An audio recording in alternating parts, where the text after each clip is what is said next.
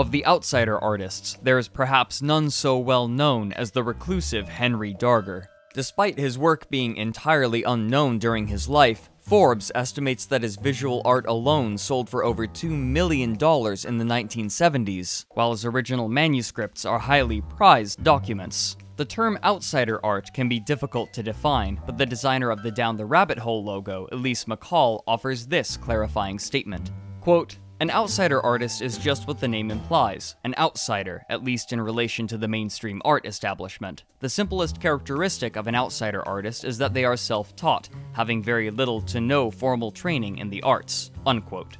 Despite his posthumous fame, only 4 photographs have ever been found of him, making him a distant, almost intangible figure, and even during his life, his acquaintances weren't certain how to pronounce his last name. So who was this man, and how did he create and hide such a sprawling body of work?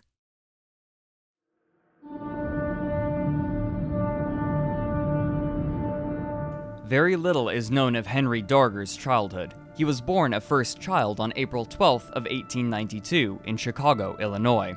Less still is known about Rosa, his mother, but his father, also named Henry, was a tailor. The younger Henry was an uncommonly intelligent child, and his father taught him to read at an early age using the newspaper as a learning tool even before he entered school. His mother, however, was not in his life for long. When Darger was 4, Rosa gave birth to a second child, but she died very shortly afterward from a septic infection due to complications with the birth. Darger's father, though gainfully employed, believed himself unfit to care for both his son and his newborn girl, and so, within a month of her birth, Henry Sr. gave up the newborn for adoption to raise Henry Jr. as an only child. When Darger began his schooling, he was placed in the 3rd grade rather than the 1st grade thanks to his uncommon intellect and his father's guidance, but this good fortune would not last. When Darger was 8, his father lost his ability to walk, and so he was admitted to St. Augustine's Home for the Aged, while he sent his son to live and be schooled at Mission of Our Lady of Mercy, a Roman Catholic shelter. Though apparently cared for well, his relationships with the other children were troubled. He would commonly interrupt class by making strange noises with his mouth, and he was occasionally nasty and violent to the other children, including assaulting a girl with a knife. Reacting to Darger's disruptive behavior, the shelter ordered a psychiatric evaluation for him. After it was concluded, Darger was sent to live in the Illinois Asylum for Feeble-Minded Children in Lincoln, over 100 miles southwest of Chicago. At the time, Darger was 12 years old. According to official records, the chief reason for his being committed was masturbation. There, he suffered from neglect and overcrowding. It was no secret that the asylum used children as a labor force, as the government of Lincoln had fought hard for the institution on the grounds that it would help secure the economy of the town. Anne E. Parsons, in her essay From Asylum to Prison, The Story of the Lincoln State School, writes that, quote, "The Lincoln Asylum built its own farm, with workers growing oats and corn and raising hogs and colts. The farm provided much of the asylum's food, which helped keep it financially afloat. The residents made up the majority of those workforces." Unquote. Darger himself was forced to work on the farm from early morning to evening, where violence from the taskmasters was encouraged to punish children for misbehaving. Only after some time would this abuse come to light. Darger, in his autobiography many years later, wrote about his experience there. Quote, "During the early summer of the 4th year, I made my first attempt to run away, but that farm's cowboy caught me in a cornfield, tied my hands together, and made me run back all the way on the rear of the horse." Unquote. Many scholars of Darger's work suggest that he was also the victim of sexual abuse at the hands of the asylum's employees, a possibility that would fall in line with occurrences at asylums during the early 1900s. Even so, in his autobiography, Darger reminisces fondly about the asylum, which he called the State Farm, saying that his life was like a sort of heaven there. He follows this up with a question: "Do you think I might be fool enough to run away from heaven if I get there?" Darger made 2 more attempts to escape. The second time, he gave himself up to the police, who promptly returned him to the asylum. On the 3rd attempt, he successfully evaded capture and worked his way back to his hometown of Chicago. However, only shortly before he began his escape attempts, he had learned that his father died while at St. Augustine's Home for the Aged, and so he sought refuge with his godmother, who offered him shelter. By this point, he was 17.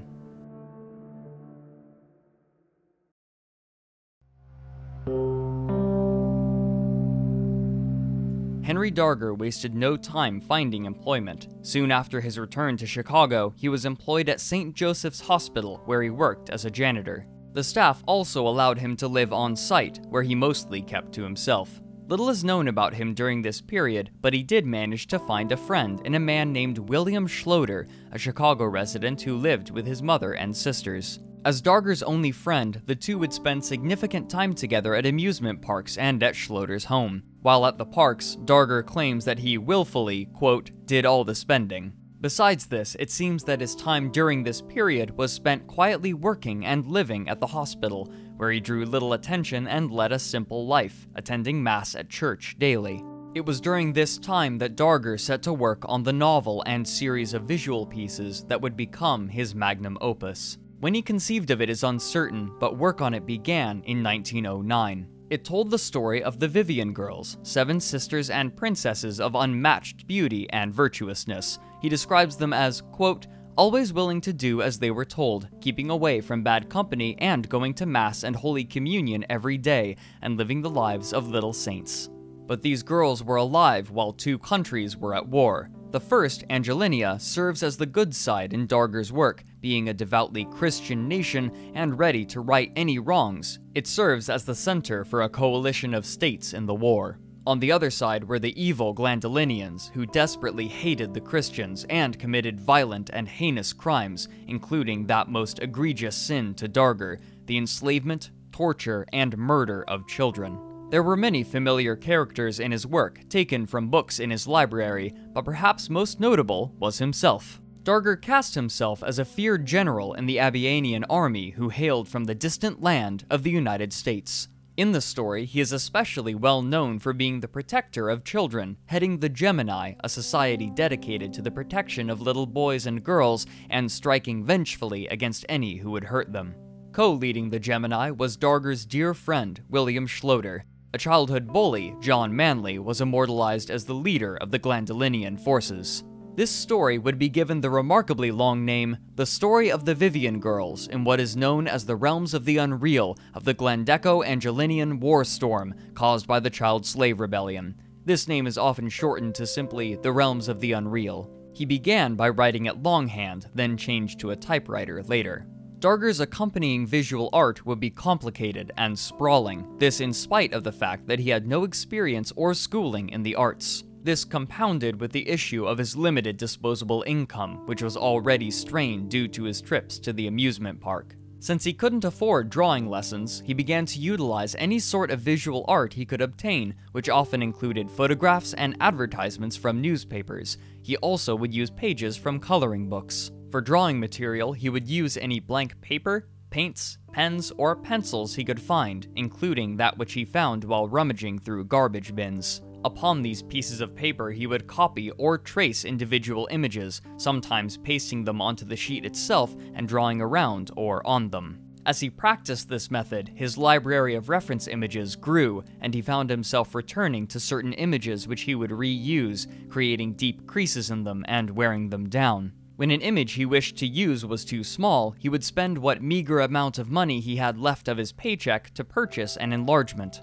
These reference images and their copies came to fill his apartment. Darger would often draw the children frolicking naked in beautiful landscapes with surreal foliage, but there were anatomical oddities. In most cases, he would simply leave their genitalia flat, like a doll's, but sometimes the girls would be drawn with penises and testicles, a footnote that manages to perplex scholars even today.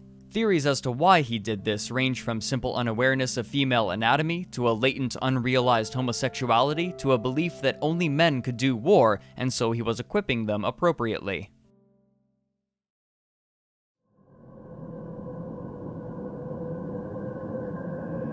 Of Darger's clippings, there was none that he treasured more than that of a girl named Elsie Parabeck, who was featured in the Chicago Daily News after her murder by suffocation in 1911. One day, in the summer of 1912, Darger lost his copy of this photograph.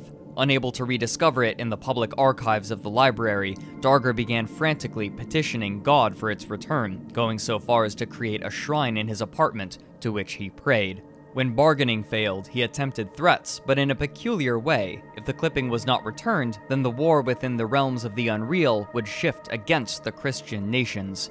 And yet, the clipping eluded him. Seeing no other option, he took his vengeance within his own narrative, turning his avatar against the Christian nation and to the side of the Glandolinians, soliloquizing that God had been too harsh on him and that he would bear it no longer. At one point, he threatened that he would cease writing the narrative altogether. This period, however, coincided with the beginning of World War I, and approximately 8 years after he escaped the asylum, he was drafted into the army. Once again, he was sent away from his home, this time all the way to a camp in Texas. Of his time there, he wrote, "I would have, in a way, liked the army life, only I was forced to leave behind things I loved too much. That was almost unbearable." It's likely that his experience at the asylum, where he had learned not to talk back, served him well in the camp.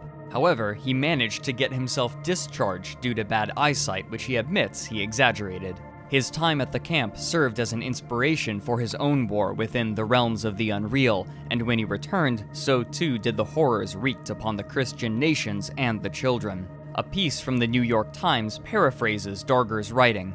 Quote, "Little girls from the age of 9, 8, and even younger were tied down stark naked and a spade full of red-hot live coals laid on their bellies. Scores upon scores of poor children were cut to pieces after being strangled to death. Children were forced to swallow the sliced fragments of dead children's hearts. Their protruding tongues were extracted." Unquote. In real life, his anger manifested as a cessation of his daily visits to the church. Even so, he dearly longed to adopt a child of his own and continued to petition the church for the opportunity. Darger's love not just for children, but for the carefree times of childhood was unambiguous. In his story, childhood innocence is viewed as one of the highest goods and close to godliness, while the stripping of that innocence the deepest evil. In his journal, he spoke of how he yearned for his own childhood once more. However, with no spouse, his low income, and his time in a mental asylum for masturbation, then associated with homosexuality, his hope of an adoption from the Catholic Church proved fruitless. This also he blamed on God not answering his prayers. He mused that the refusal had to do with his threat to make the Christians lose the war, referring to his writing, showing just how muddled the line between fiction and reality had become for him. His job at the hospital, given back to him upon his return, proved more difficult than it had before his drafting. One nurse in particular, whom he named as Sister DePaul, would harass him during his workday over his janitorial performance, and Darger, not one to talk back, would quietly take the abuse. Sometimes she would even threaten to send him back to the asylum, though by this point he was far too old to return, but not even this could get a rise out of him. However, as soon as he returned to his room, he would begin long arguments where he would play as both himself and DePaul, where he always would come out the victor. In his room, he would also take on the voices of many other people, and later, neighbors spoke about how it sounded like a whole host of people were in his room, with many different dialects and registers. Despite these dramas, Darger's everyday life was surprising in how menial it was. He would do very little besides crafting the realms of the unreal, work at the hospital, and visit his friend, William Schloeder. Eventually, citing Sister DePaul's strict nature, he left his job and found work at another hospital as a dishwasher. This meant that he would have to find new residents. He spent a few years in one apartment in walking distance of his new workplace before moving to another, just 2 blocks away from the first. This room proved more permanent, and it slowly collected junk, in some places knee-high, of items such as empty Pepto-Bismol bottles and old newspapers. His habits were strange. He would recite a chant before entering the bathroom, and he claimed that he was born in Brazil, though his birth certificate clearly stated that he was born in Chicago. He had no visitors. Nobody would interrupt him as he wrote his work about the Vivian girls and their narrow escapes from the Glandolinians. Then, one day, quite suddenly, Darger's hatred for God ceased.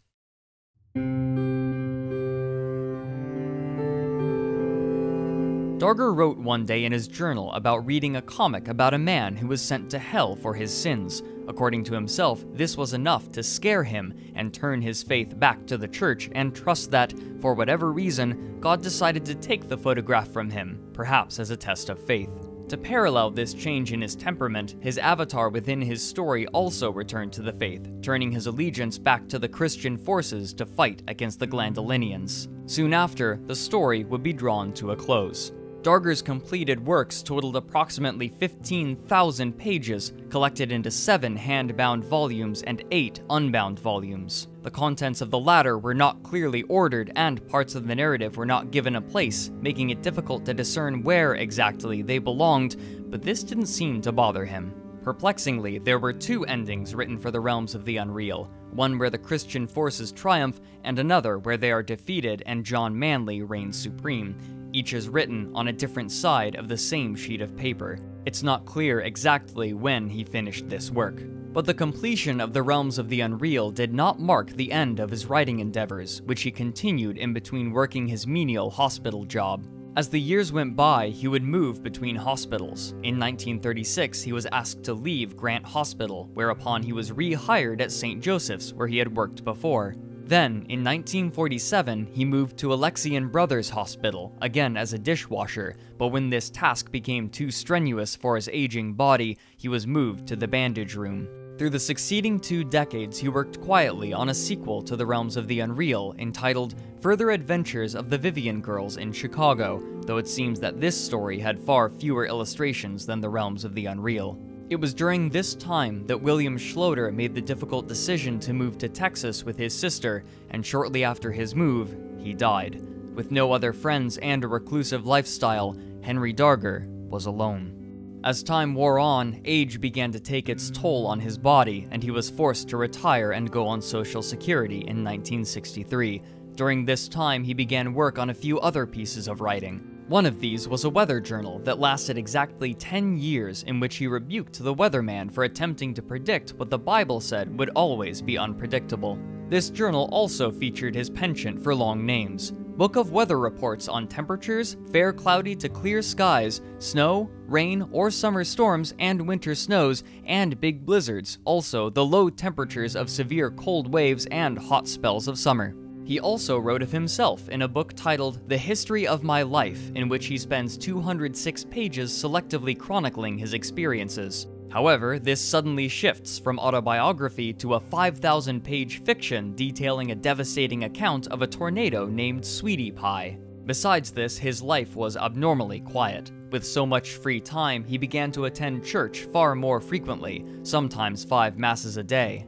Darger's neighbors, despite his reclusive lifestyle, seemed to pity him, and when interviewed about him, spoke of him with a generally positive tone. They often would help him how they could, and when he could no longer afford rent, the landlords cut his payments by a quarter so he could continue living there.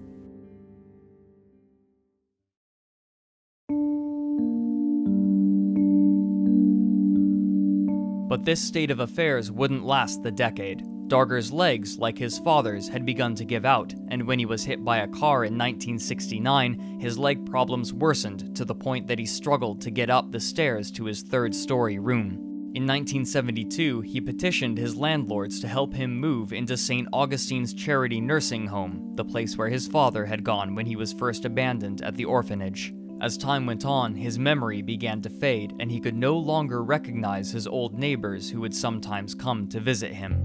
With Darger unable to clean out his old room, his landlords, Nathan and Kyoko Lerner, began the arduous process of cleaning it out for him. It was then that they discovered the incredible amount of work hidden away. Kyoko's initial reaction was to throw it out, but Nathan refused. All of Darger's neighbors came to see the work and were stunned by the beauty of his visual art. Shortly after, they went to visit him. When one mentioned the artwork to him and complimented him on it, Darger reacted with surprise, but all he replied with was, "Too late now." Very shortly after this incident, Henry Darger died a quiet death.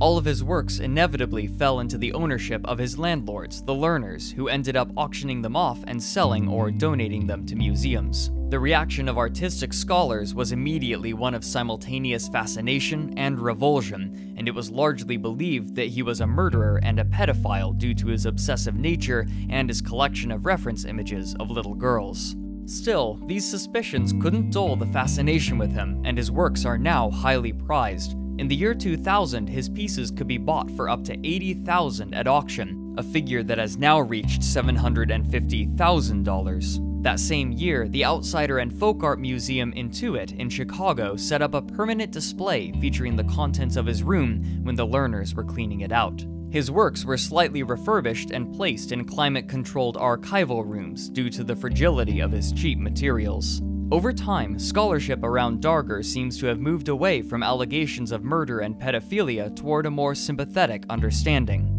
Though his works remain unpublished, they still have sparked the fascination and interest of artists around the world as a man who truly devoted himself to his art. In a way, he embodies the idea of the heroic artist who creates purely for the sake of creation, uncaring of what the world might think.